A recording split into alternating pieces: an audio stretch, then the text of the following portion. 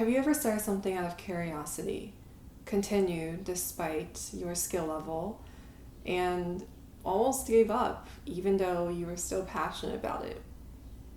Have you ever questioned your ability to continue something, even if it was a simple habit, and question your intent and purpose while you're going through this process? Those are some of the questions that I've been experiencing as I've been morphing and shape-shifting through these last couple of months of my life. I've been going through a lot of changes. I've moved to a new apartment, staying in the same city, but moved in with some of my closest friends and moved to a completely new neighborhood. I performed for the second time on stage for pole dancing, and I've become more adapted to my new job, my 9 to 5 in corporate. And throughout all of this, I found that there have been insights that have come to me as I shed my past and let go of previous beliefs that no longer resonate with me. So I want to share a little bit about what's been going through my mind, and hopefully it'll share some wisdom and impart some to you as well. As a creative who considers themselves to be multifaceted, there are days where I can only dedicate myself to one craft at a time. Can't possibly juggle 2 or 3 of my hobbies every single day and dive into them as deeply as I want, because a day is only so short. But I found that there is a balance to the devotion I have to my craft, as well as the devotion I have to those I love, and also to the other parts of myself. I used to think that being committed to a craft took a lot of stern discipline, that it was this hard thing that you had to return to every single day and keep hitting that nail on the wall so that it would stick in your body and mind deeper and deeper. I see now that it's not necessarily a rigid routine that I have to put myself through, but a flow state that I can choose to return to. And that flow state can't be forced by attaching or holding on to the tension in my body, but instead it's experienced by letting go. Ironically enough, I found that the best art I've made, especially when it comes to pole dancing, comes when I let go of my idea of what beauty is supposed to look like. There's this very spiritual becoming that happens when you let go. If you've ever been in flow state, whether it's deep journaling or being really focused on something that you're fixated on, like a problem you're trying to solve, you know that there is like a third eye awareness, an evolved kind of consciousness that takes over while you're working on that project. And for me, it comes through when I'm really focused on my job at my 9 to 5, or when I am stretching in the morning or journaling. Even if it's not consistent, I find that that same feeling comes back when I choose to return to the devotion of the craft. The craft, or the work, I think, is all about enabling yourself the tools and leaning into the power of your thoughts in order to fulfill your purpose, in order to satisfy your intention for the day and for your life. When there is intention and a true acknowledgement of why you do the things that you do, it could be something as simple as choosing what to eat in the morning or choosing how to spend your time in the evenings. Those become a habitual cycle that make up the majority of who you are, at least tangibly. And I find that when I'm in those flow states, it doesn't even have to be something where I'm creating like an art form necessarily. It could literally be cooking, but most of the time it is when I'm creating something instead of consuming something. When I'm in those flow states, I find myself letting go of the egoic judgments that I typically would have for people, whether that is comparing myself to others or trying to see them as better or below me. There's this release of comparison, and it's a constant cycle. Like I said, like it's never like something that just is permanent, but the more aware I am of that need to judge or that desire to compare, the easier it is to let go and see what I have in common with others rather than what I don't. At the same time, I think this makes me be aware of my own control issues. When you're really rigid towards something that you deeply care about, that you're deeply committed to, sometimes there's this structure that comes which limits you from being free. I think there's like a really fine and beautiful balance that can be found when you allow the boundaries and structures that shape your life to help you be free. And that fine moment, that crack of beauty is found when you let go of control of the outcome. This could be when it comes to manifesting something. I don't really like using the word manifestation because I feel like it's super overused, and for me it's sort of just I see it as like a way of trying to control reality even, but I think the word that I like to use is embodying and being in collaboration with, because you're never just creating something out of nothing. Everything that happens in your life for you, to you, or whatever is because you put the work in, is because something had to happen for this catalyst to lead to something else, and then a domino effect happens and you just end up exactly where you're at. And there is a fear, right? There's like a fear of the unknown that comes with allowing this process to unfold, because we want to control what happens. We want to be in the know of the result because it'll assure us that we're safe and that it is okay to continue onto this path. Yet, so much of life and the choices that we make, we don't know where they're going to lead us. Most of the time, it does seem murky because there's so many unknown factors. But on the flip side of that is also this possibility, this realm where your potential is like unlimited. And I think there's something very fascinating about allowing yourself, allowing who you are as a person to discover those unlimited possibilities and become different sides of you in order to show up fully or lean into different sides of you in different contexts and situations. And I think coming back to balancing my life between my hobbies and my job and my passions and my relationships, right? Like there's so many different parts to always juggle and keep like on a plank, sort of in harmony with each other.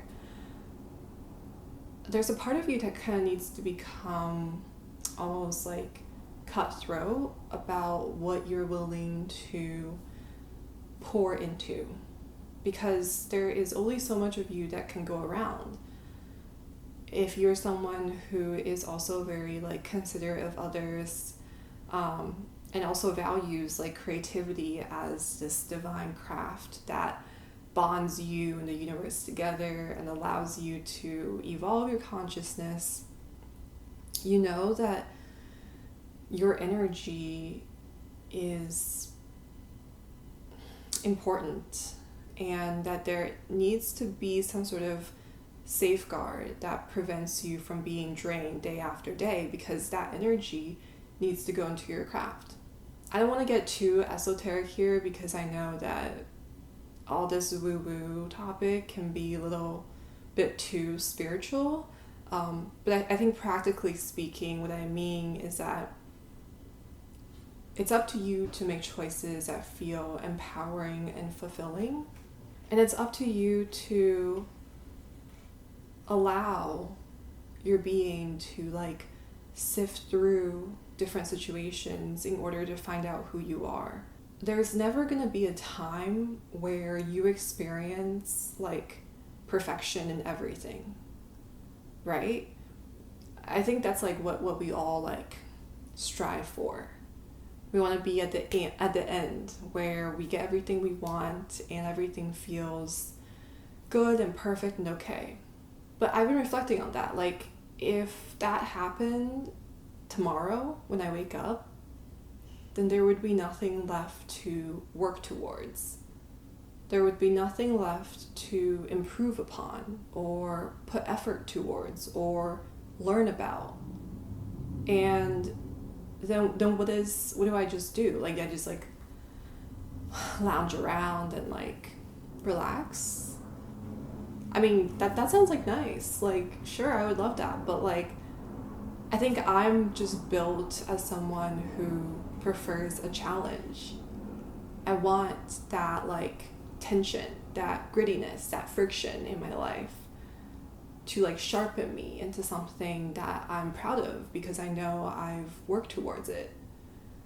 And seeing this whole process as like a necessary component, like an essential part of how you want to show up in the world, seeing these experiences that you move through as something that shapes you into someone who knows what they prefer, into someone who understands their voice, into someone who is going to speak up for themselves, even if you're misunderstood. That's all worth it, I think. I think there is no like greater thing or more beautiful thing than being able to speak your truth. And I'll talk a little bit about having the privilege to do that later in this video, but in order to find that voice, you have to go through these experiences, and you have to experience like shame and embarrassment, being outcasted, all these like insecure feelings, but they're all part of this like this ball of like soulness, this ball of like energetic being that is who we are. And I think like for me, because I've been so busy the last couple of months, just like moving and packing and then moving,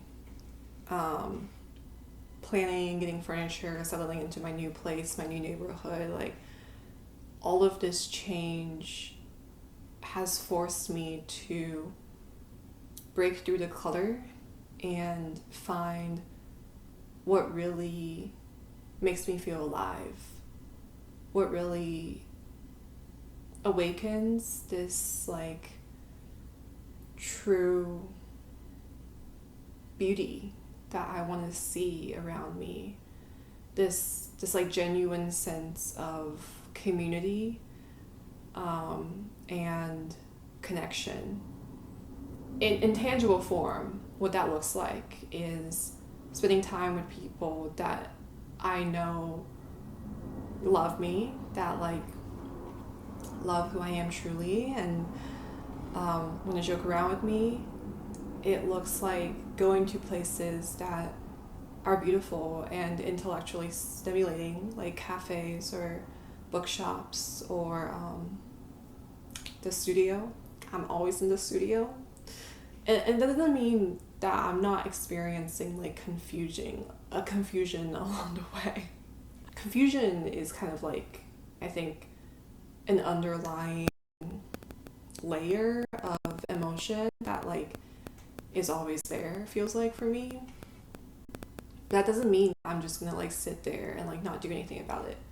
I think that's who I used to be, like someone who just like let the confusion control how I lived my life, because I thought that if I was confused, then I was too immobile to choose. That maybe I didn't have the courage or the skill to do what I want to do.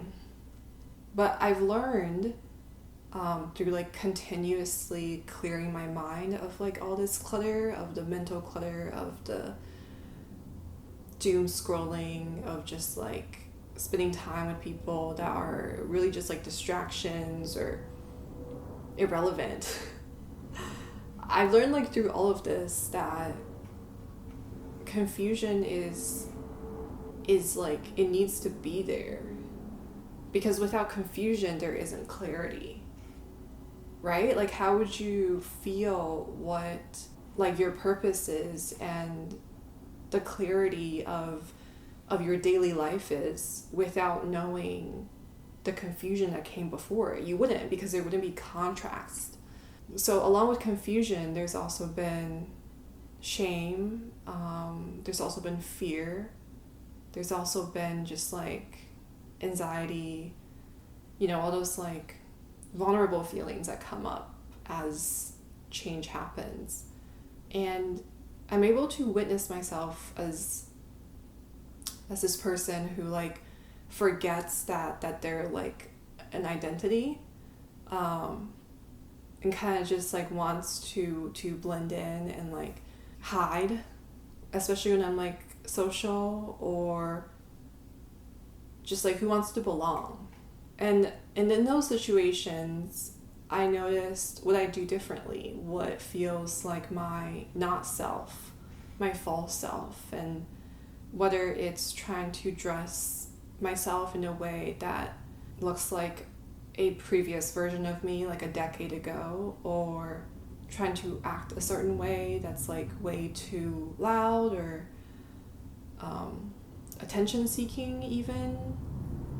And then I'm like drained by the end of it, because I'm like, I didn't actually want to like wear that. I thought that that's what I needed to wear in order to impress people, or I thought that's what I needed to do, but it's not.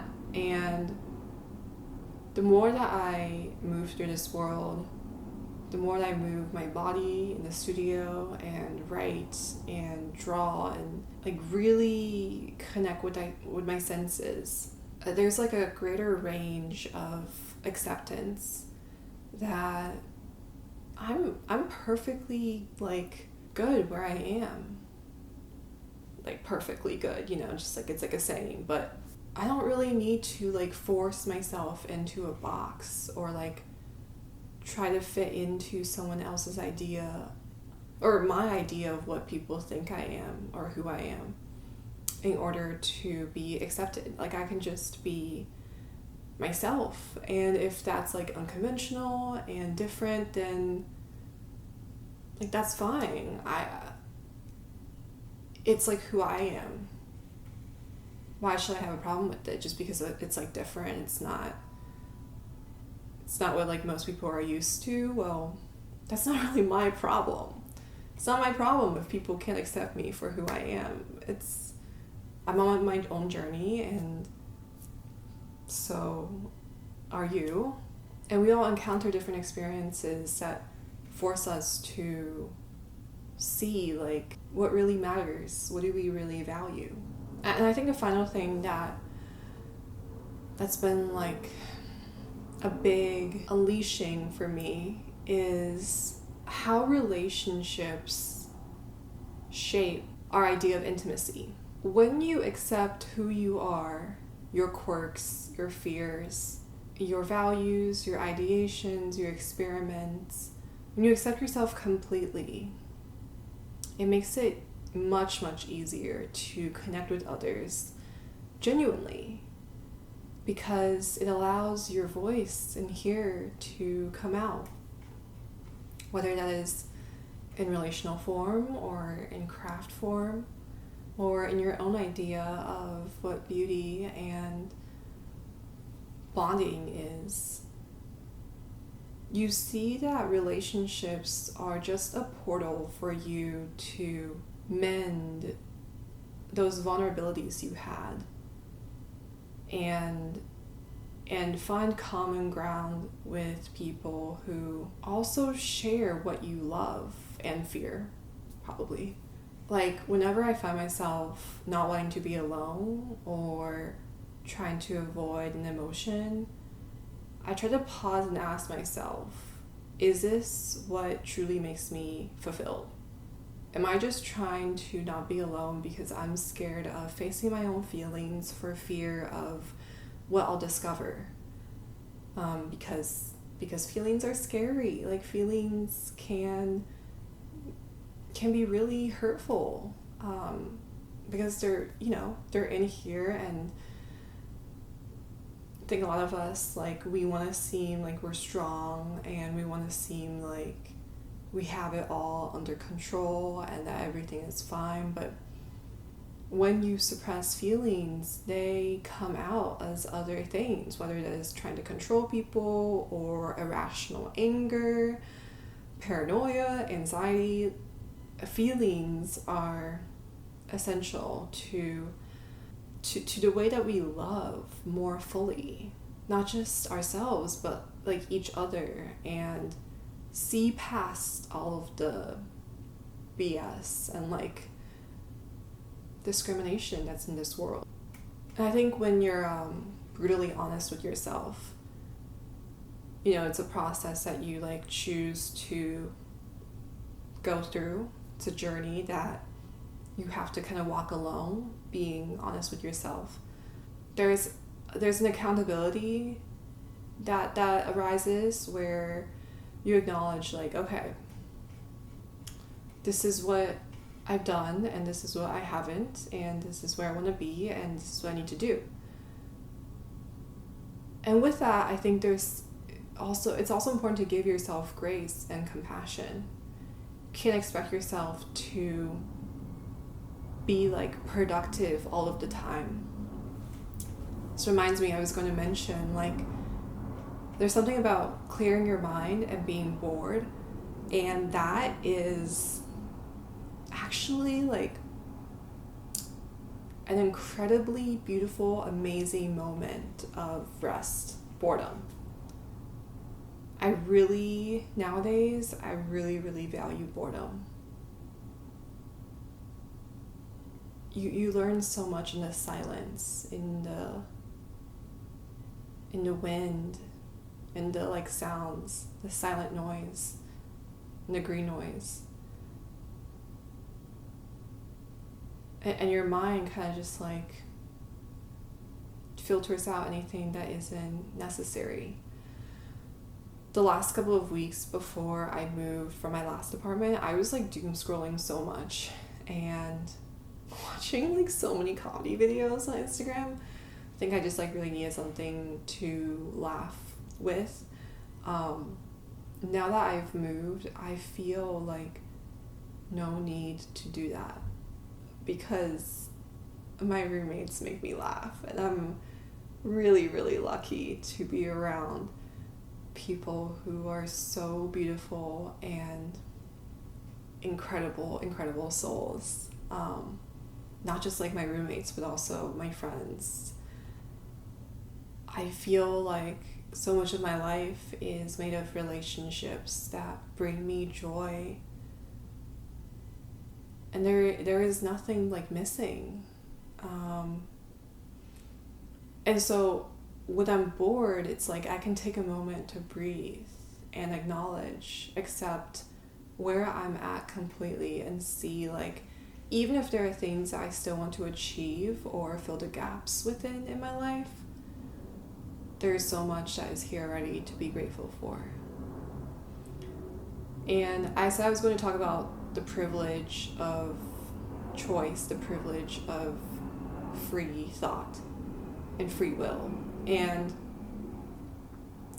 I acknowledge that where I'm at today in this moment is I'm someone who is considered to have a lot of privilege, like, compared to the rest of the world. There are terrible things happening all over the world, backed by the US government, the Israeli government, and a lot of other governments that partake in these things because they want to control where money goes and where resources are funded to.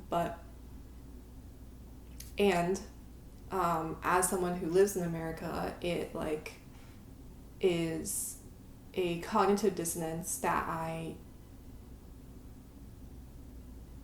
experience because I'm not sure what I can do. And even though I'm grateful for where I am, I know that so much of what's like shaped my lifestyle is somehow indirectly connected to probably those terrible things. I don't know. It's just the universe is all connected, and there's like a thread that weaves in between me and you and the rest of the energies that fill the space between us. And when you take the time and really lean into the privilege you have to be bored, to be clear of distractions, I think you're like fully allowing yourself to recognize the power you have to do good things in this world, to help people, to create art that inspire, that drive, to like lean into deeper intimacy with people you love, even if it's especially if it's non-romantic, and show care and consideration in the smallest ways that you could. And yeah, thank you so much for listening. It's been a long journey, and I'm really glad you're here with me. I cannot wait to see what this new chapter has for you and for me, and I am sending you all of my love.